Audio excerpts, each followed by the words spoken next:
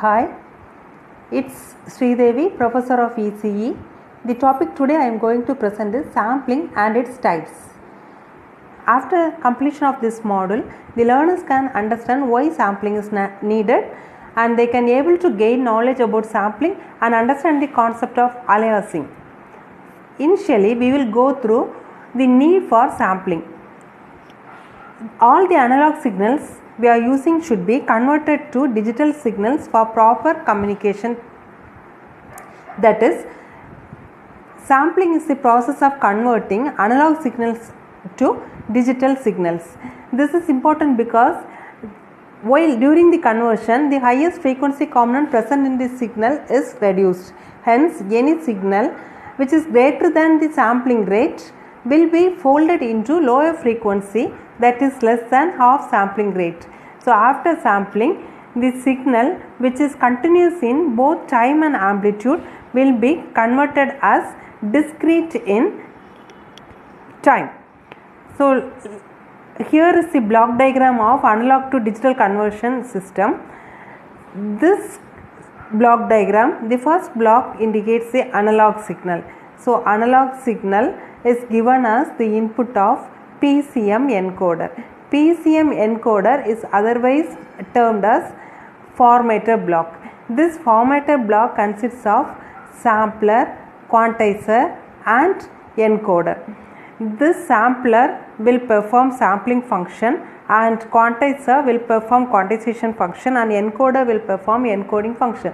After encoding, the given analog signal will be converted to binary zeros and ones. So, any analog or continuous time signal after sampling, it will be converted to discrete in time signal, but amplitude is continuous. After quantization, the signal will be converted to discrete in both time and amplitude. So, sampling, quantization and encoding are three important processes of any type of analog to digital conversion system. So, initially we discussed it is a process of converting analog signal which is continuous in time and amplitude as a discrete time signal XA of t, where XA of t is the discrete time signal but its amplitude is continuous. Quantization is the process of converting discrete time continuous time valued signal into discrete time amplitude signal. Both time and amplitude are discrete in form after quantization. So, these three are the important steps: sampling, quantization and encoding. In this module, we are going to learn sampling process. As we said earlier, x of t is converted to xa of t, where x of t is the continuous time signal, xa of t is called as discrete time signal. So, the continuous time signal x of t is converted to discrete time signal after sampling. So, for sampling, all the analog signals make them discrete in time but still continuous in amplitude. If it is sampled it proper, the continuous time signal will be converted to discrete time signal.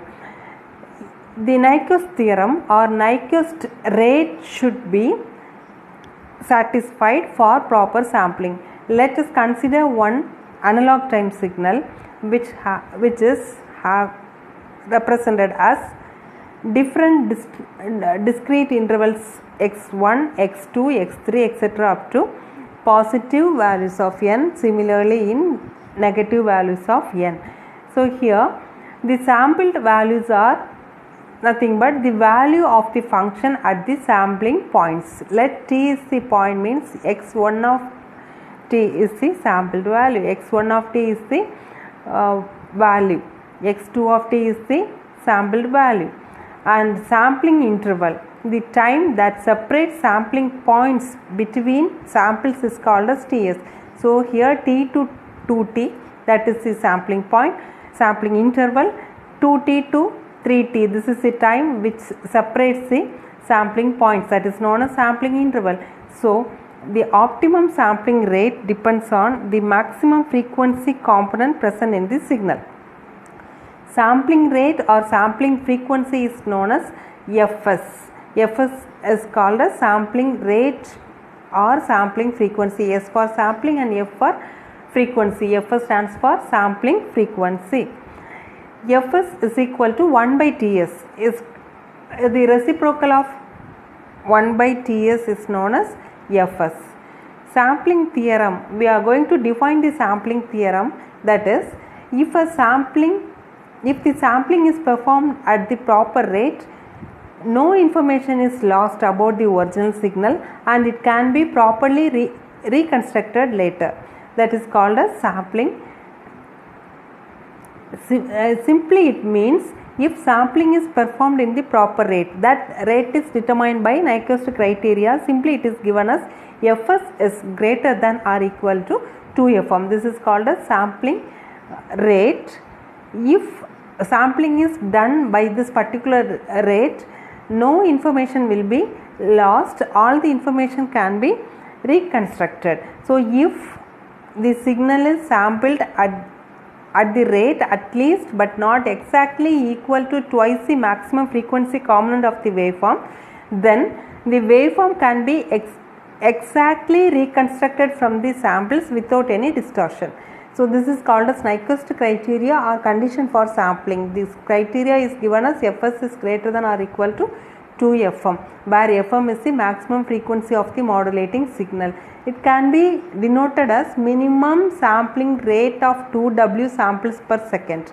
So this 2W samples per second is needed for an analog signal with bandwidth of W hertz is called as Nyquist rate. This reciprocal of Nyquist rate 1 by 2W is called as Nyquist interval, that is Ts is equal to 1 by 2W. The phenomena of the presence of high frequency component in the spectrum of original signal is called as aliasing, or otherwise we can tell the overlapping of high frequency components into the low frequency components are called as aliasing. So this theorem can be simply determined as an analog information signal containing no frequency component outside the bandwidth Wh may be reconstructed from its samples at a sequence of points 1 by 2W seconds, apart from with zero mean square error. This sampling can be done by two methods practically. Simply we can determine three different types of sampling. One is ideal sampling or impulse sampling, which is not practically possible. Next one is natural sampling, and the third one is flat top sampling. So in my upcoming videos I'll give about natural sampling and flat top sampling explanations. So this is the topic based upon quiz on sampling. So the spectrum of sampled signal may be obtained without overlapping. So four options are given how we can obtain the spectrum of sampling without overlapping. So if sampling is done proper, then only we can obtain the spectrum without overlapping. So for that, the condition to be satisfied among the four is Fs is greater than or equal to 2Fm. So here in this module we discussed about need for sampling and types of sampling and what is the way to do proper sampling and the condition with Nyquist criteria. Thank you.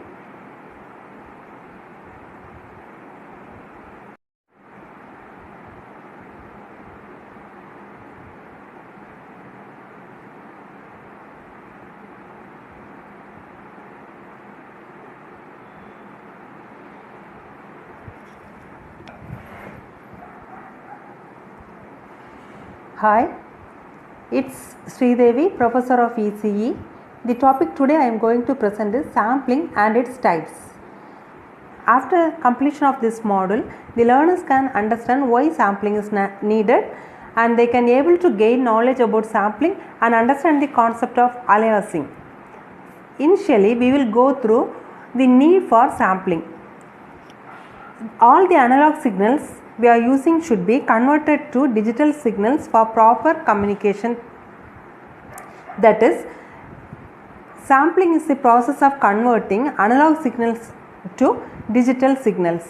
This is important because while during the conversion the highest frequency component present in the signal is reduced. Hence, any signal which is greater than the sampling rate will be folded into lower frequency that is less than half sampling rate.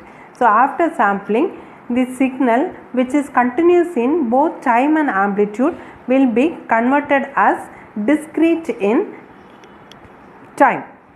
So, here is the block diagram of analog to digital conversion system. This block diagram, the first block indicates the analog signal. So, analog signal is given as the input of PCM encoder. PCM encoder is otherwise termed as formatter block. This formatter block consists of sampler, quantizer and encoder. This sampler will perform sampling function and quantizer will perform quantization function and encoder will perform encoding function. After encoding, the given analog signal will be converted to binary zeros and ones. So, any analog or continuous time signal after sampling, it will be converted to discrete in time signal, but amplitude is continuous.